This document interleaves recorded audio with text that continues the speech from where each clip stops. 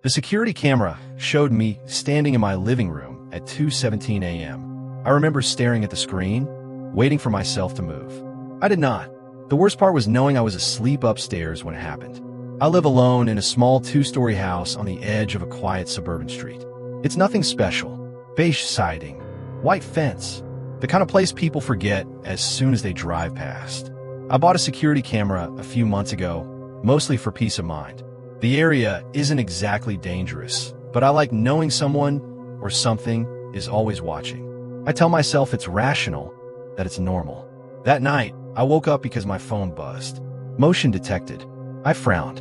At first, I thought it was just a cat. I don't have a cat, but the camera feed made me pause. There I was. Or at least, someone looked exactly like me. Standing in the living room, completely still. I froze. My hand was shaking. The image flickered, the grainy black and white feed, making the figure even more unreal. I live alone. There's no one else. I checked the timestamp, 2:17 a.m. I checked the clock next to my bed, 2:19 a.m. That didn't make sense. It was too precise, too close. I whispered to myself, it's probably a glitch. Camera's glitch. But then the figure moved. Slowly. A tilt of the head, a shift of the weight from one foot to the other.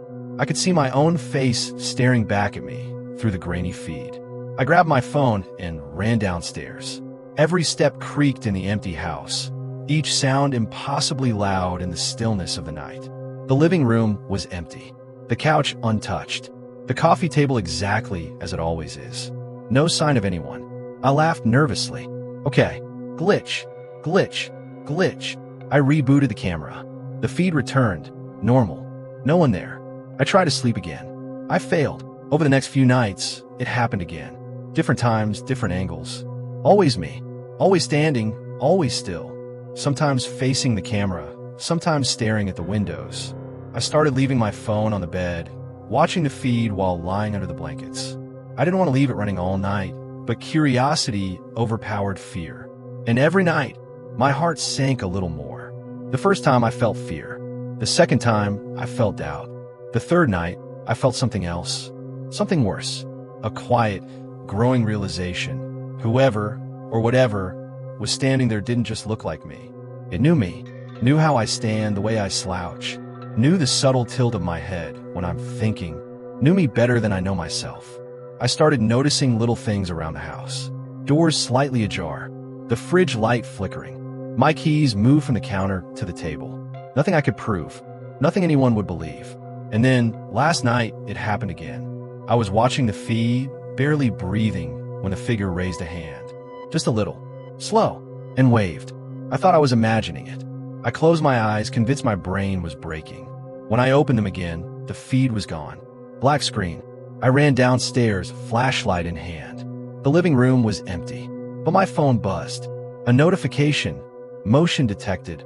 Living room. Only this time, the timestamp said 2:17 a.m. I wasn't asleep upstairs. I wasn't anywhere near the living room. I'm sitting on my couch now, phone in hand, staring at the dark screen. Waiting. I know it's coming back, and I don't know if it's me, or if it's something else that's learned how to be me. Because when I look at the feed, I don't feel fear anymore. I feel recognition. Recognition. And something far worse. It's smiling. I didn't sleep that night. I couldn't. Every creak of the house felt like a footstep. Every shadow looked like movement. I kept checking the phone, the camera feed, my eyes darting back and forth like a trapped animal. Hours passed, or maybe minutes. Time had stopped, or maybe I just stopped noticing it. By the time the first pale light of dawn crept through the blinds, I hadn't left the living room. I hadn't dared. I tried to convince myself it was over. Maybe a glitch. Maybe my mind playing tricks after weeks of stress. But deep down, I knew it wasn't, because there was something else in the house now. The next evening, I tried to act normal. I cooked dinner. I washed dishes. I even laughed at a video online. But the house felt heavier, the air thicker. I didn't hear footsteps upstairs anymore. I didn't hear anything at all, except the soft hum of the refrigerator, the faint tick of the wall clock, and sometimes my own breathing, strangely loud. I left the camera on, though. I couldn't stop myself. And again, around 2:17 a.m., the feed flickered. There it was. Me, standing in the living room. Exactly where I'd left the phone. But this time, something was different. It didn't look like me anymore. Not entirely. The face was mine, yes. But the expression, it was wrong. Too calm. Too knowing. Like it had been waiting. I watched it lift a hand again. This time, it didn't wave. It pointed, directly at the camera. I felt a chill that went through my bones. Not fear. Not yet. Something heavier. Recognition. Recognition that I wasn't supposed to see it like this. I grabbed my keys and ran to the front door. I thought if I just left the house, if I got outside, maybe it would disappear. But when I reached the hallway, I froze. The shadow at the far end, by the living room doorway, wasn't moving. Not quite. I turned the corner slowly, and there it was. Or rather, there they were. Two of me, one in the living room, staring blankly at the camera. One here in the hallway, smiling faintly, perfectly still. I stepped back, stumbled, nearly fell. My breath came in short gasps. I wanted to scream, but the sound wouldn't come. The one in the hallway raised a hand. Slowly, smoothly, mimicking me. Every movement mirrored mine. And then, just before it reached the top of the gesture, it stopped.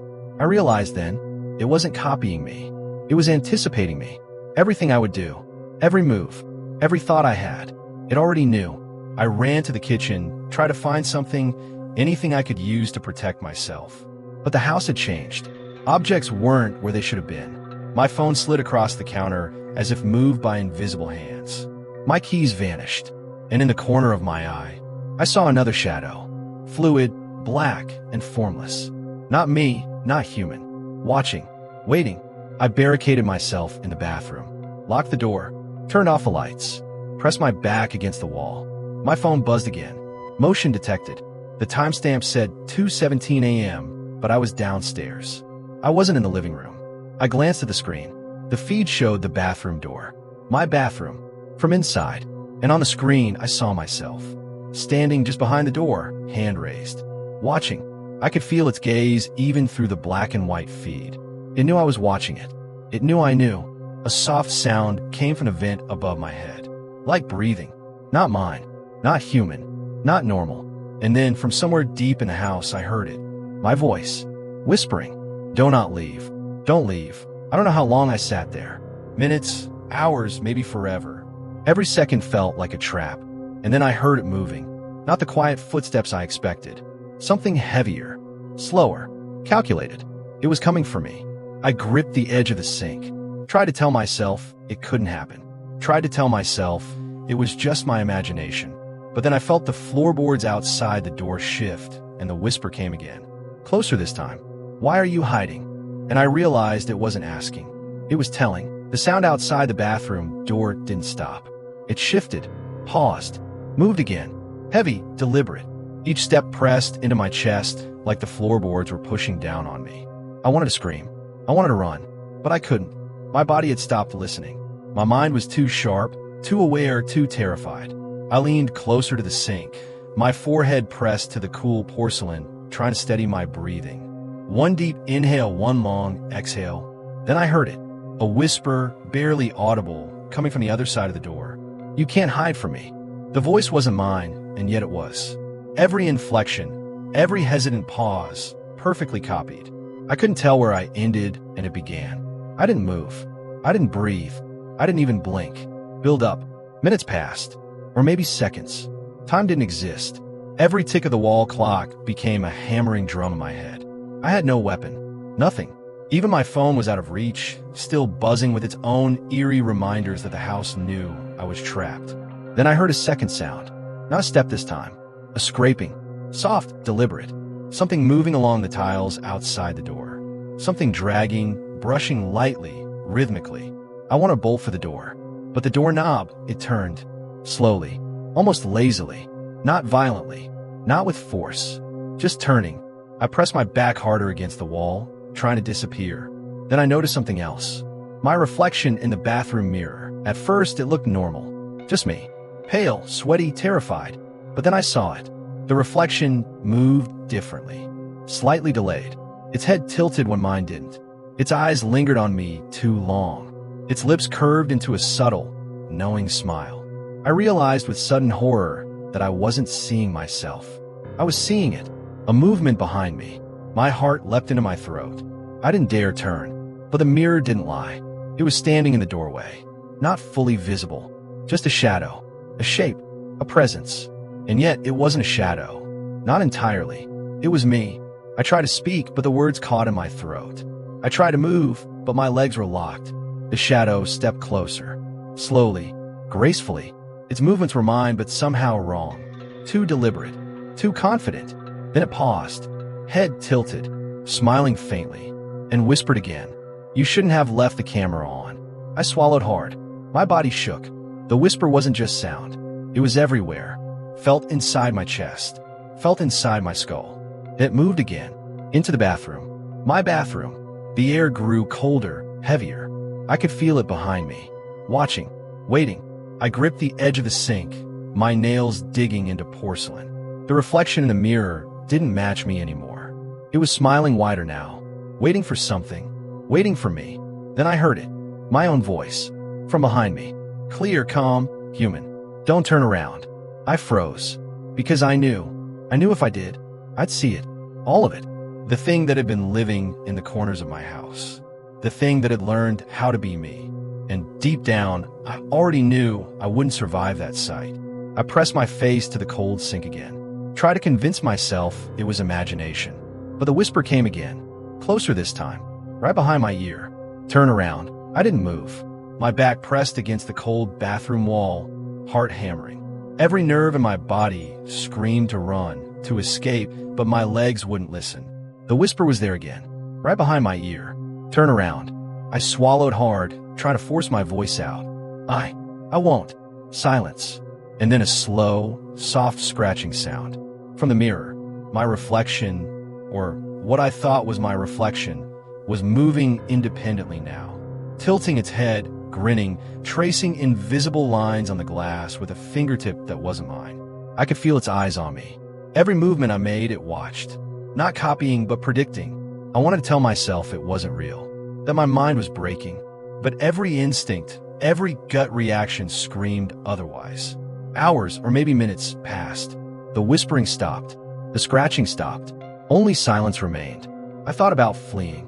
Maybe if I ran, I could make it to the door, to the street, to someone, anyone. But I knew the truth. It wouldn't let me leave. Not outside, not inside, not anywhere. I tried to control my breathing. In, out, in, out.